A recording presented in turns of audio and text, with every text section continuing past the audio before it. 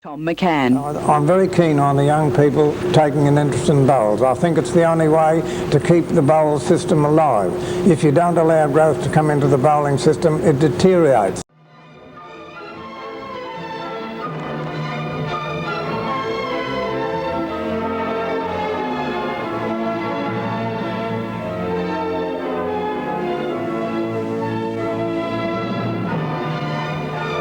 You are now watching one of the most addictive sports in the world.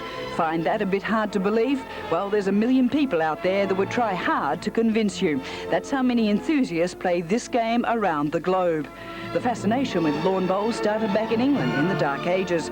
The intrepid explorer Captain Cook named a landmark south of Townsville Cape Bowling Green back in 1770. In 1588 it was recorded that when the Spanish fleet was steaming towards English soil, that Sir Francis Drake refused to go and fight off the enemy until his match was over.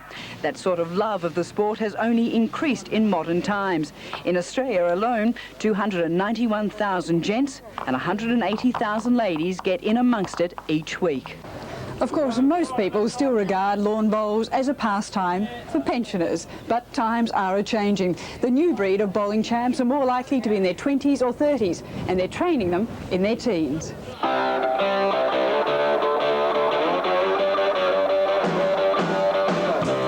Meet one of the new breed, the current junior Victorian bowls king, 16-year-old Grant Hopwood.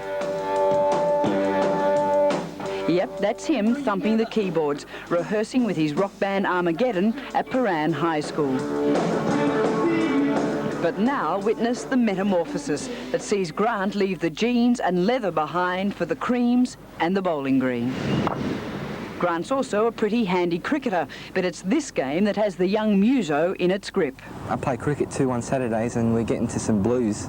Not fist fights or anything, but it gets a bit aggressive there, bowling bounces and hitting sixes sort of thing. But bowls is just have a bowl, have a serious game, win or lose, shake your opponent's hand and go in for a drink and have a chat, and it's just fantastic.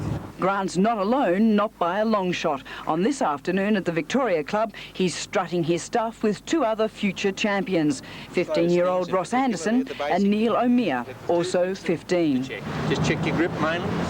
You get your hand off mine, you'll pull it, cut it out. All of them have followed their parents into the passionate pursuit of bowls, a pursuit that sees them cop some heavy-duty teasing at school. Oh, they thought I was a bit of a wimp, a ponce, if you want to put it that way.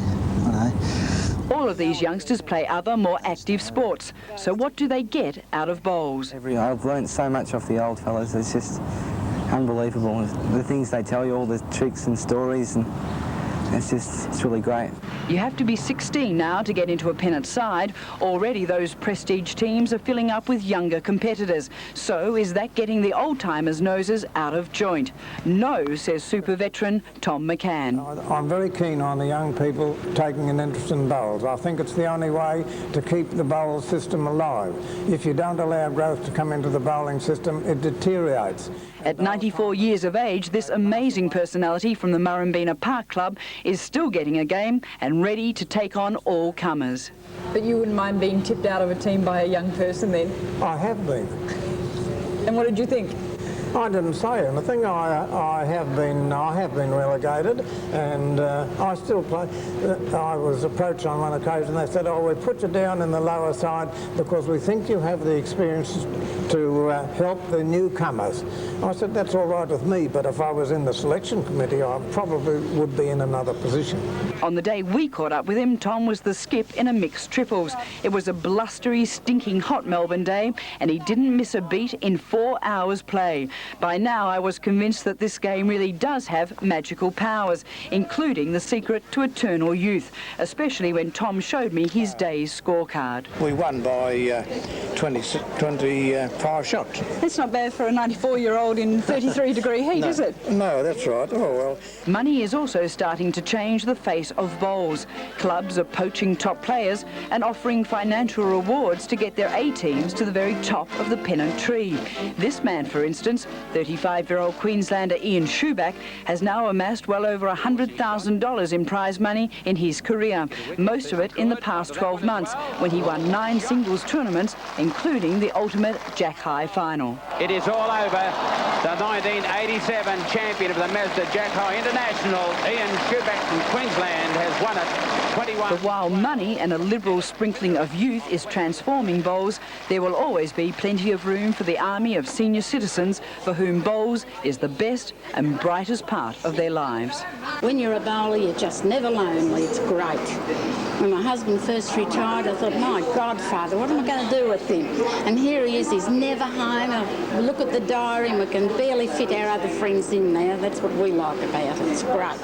But ask around and you'll soon find that many members were reluctant to join in the first place. But once in, very few want out. My husband joined the bowling club about 6 months before I did, and I came along to the bowling club. I came along to a dinner dance one night, and the girl said to me, "Pat, what about joining the bowling club?" And I turned around and I said, "Oh, join the bowling club?" I said, "I'm too young to bowl." But I wasn't too young. I should have joined earlier, really.